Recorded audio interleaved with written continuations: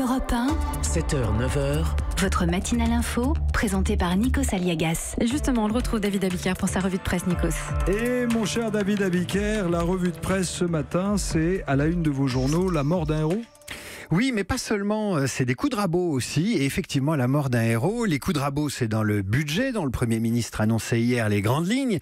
Dans le journal du dimanche, des mesures chocs pour freiner la hausse du déficit, explique les Échos en une. Et puis le héros, c'est John McCain. Mort d'un héros de l'Amérique, titre Le Parisien aujourd'hui en France. Pour Libération et Le Figaro, l'Amérique perd un franc-tireur, républicain certes, mais devenu avec le temps le principal opposant à la politique de Donald Trump. Mais pour commencer, David, vous nous parlez du beurre. L'inflation est de retour et Le Figaro, dans les pages saumon, nous explique que le beurre, dont nous faisons nos tartines, repart à la hausse. 5 500 € la tonne en mai-juin, 6 000 € ces jours-ci, la faute de la sécheresse. L'inflation, c'est comme le cholestérol, explique Le Parisien aujourd'hui en France, qui poursuit la métaphore des matières grasses. Il y a la bonne et la mauvaise inflation. Avec 2,3% de hausse des prix en juillet, le quotidien nous explique que l'inflation française, c'est du mauvais cholestérol car les salaires ne progressent pas autant que le coût de la vie. Et Le Parisien aujourd'hui en France explique l'enjeu politique. Si les ménages continuent à souffrir de la hausse des prix, alors l'effet de la baisse des cotisations sociales et de la baisse de la taxe d'habitation risque d'être neutralisé.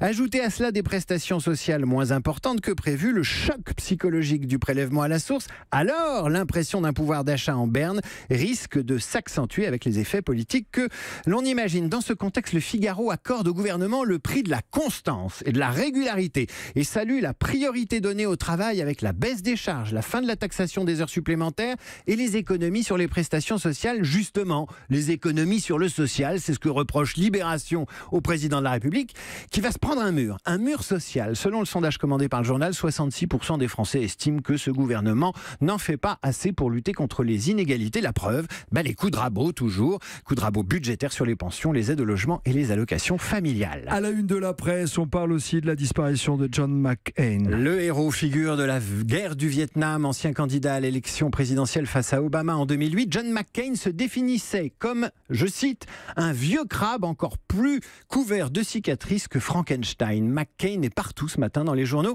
C'en est presque étonnant pour un politique qui n'a jamais été président des États-Unis, pour un politique américain, mais il y a une explication. Parce que saluer la mémoire de ce républicain, c'est l'occasion pour la presse de taper sur Donald Trump, dont McCain était devenu l'un des principaux opposants.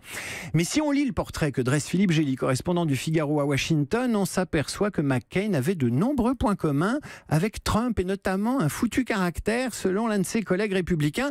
Il avait l'injure facile, capable de ne pas adresser la parole à quelqu'un pendant un an, instable, s'emportant, pouvant devenir rouge de colère, lançant un va te faire foutre en plein débat législatif. Bref, McCain était capable de faire du Trump qu'il méprisait, Trump qui a assuré le service minimum assurant la famille de sa profonde sympathie et de son respect tout de même. Trump dont McCain n'a pas voulu à son enterrement. Il faut dire que le président des États-Unis a autre chose à faire, nous explique les Échos.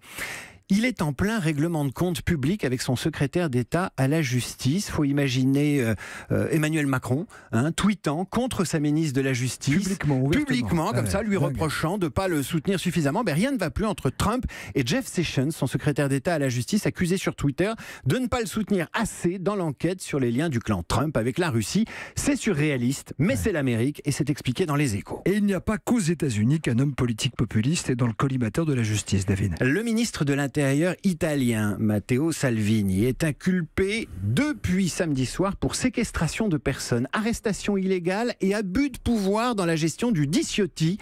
Le bateau de migrants finalement débarqué samedi après 9 jours de tension avec l'Europe. Le Figaro et les Échos reviennent sur cette information qui est un coup dur pour Matteo Salvini face à l'Europe, mais pas nécessairement face à l'opinion.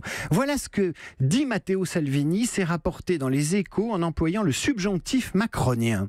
Qu'ils viennent directement m'interroger s'ils doivent enquêter. Et il ajoute, parlant des juges, ils n'arrêteront pas la volonté de 60 millions d'Italiens.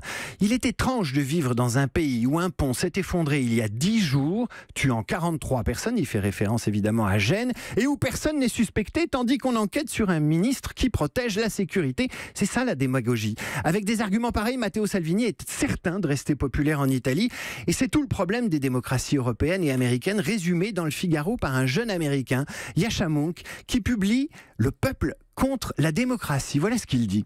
Le populisme n'est pas conjoncturel, nous explique-t-il, il est durable, structurel. Il va s'installer car la dérive juridique et technocratique de la politique reflète de moins en moins les opinions de la majorité, l'impact des réseaux sociaux qui court-circuitent les médias traditionnels, l'immigration de masse qui bouscule les cohésions nationales et la stagnation économique annihile la promesse du progrès. Et vous voyez, Nikos, en quelques mots, ce chercheur américain à Harvard, qu'est-ce qu'il fait ? Il nous résume l'actualité de ce matin. Un budget pas facile à vendre aux Français, la crise migratoire dont Salvini tire un profit politique, un Trump qui est connecté à l'opinion via Twitter, Laurent Wauquiez et Jean-Luc Mélenchon qui font une rentrée politique plutôt pétaradante. Ce Yashamounk a tout compris des nouvelles forces et des vieilles faiblesses de l'Occident. C'est anxiogène et ça ne promet pas de jour meilleur pour l'instant en tous les cas.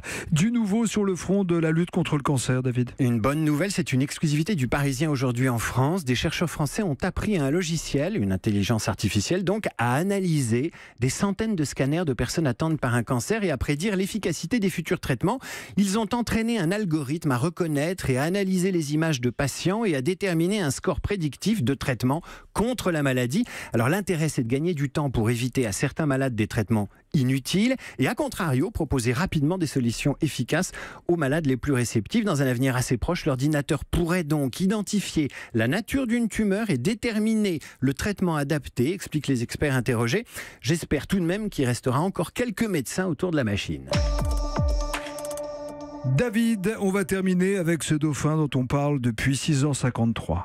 Il sème la panique dans les eaux du Finistère. Mais je pensais que c'était une blague au début. Mais non, c'est pas du tout une blague. Il en était question, vous l'avez dit, dans le journal de 8h. L'information est sortie par le Télégramme de Brest il y a quelques jours. Mais elle est reprise partout ce matin sur Internet parce qu'un requin, un dauphin, lapsus, un dauphin en rut, ça excite beaucoup les internautes. Zafar, donc, dauphin solitaire. Il appartient à l'espèce des dauphins solitaires ou dauphins ambassadeurs. Il est en rut et inquiète les autorités. Et maintenant, les vacanciers du Finistère nous expliquent le point qu'il a surnommé le dauphin frotteur. Agression d'une baigneuse espagnole qui l'a empêché de rejoindre la côte. C'est aussi un kayakiste qui a vu Zafar bondir au-dessus de sa tête. C'est plusieurs tonnes et ça fait 3 mètres de long. C'est quand même un animal qui mesure, donc je le disais, 3 mètres. Il est dans un état d'excitation visible, précise le Télégramme. Mais cette phase de rut le rend dangereux. Résultat, le maire de la commune de Landevennec a pris un arrêté municipal interdisant de nager avec l'animal. Donc c'est pas flipper le dauphin, c'est autre chose, c'est le dauphin qui fait flipper. Nikos, vous savez ce qui distingue la nageoire caudale, donc la queue d'un cétacé d'un poisson? Écoutez, cette anatomie voilà, c'est un peu lointaine. Oui. C'est simple, les poissons tels le requin ont la nageoire caudale verticale, tandis que les cétacés comme le dauphin, ils ont la nageoire caudale horizontale. Voilà. Comme quoi, une queue horizontale peut être plus dangereuse qu'une queue verticale. 7h, 9h, Nikos Aliagas sur Europe 1.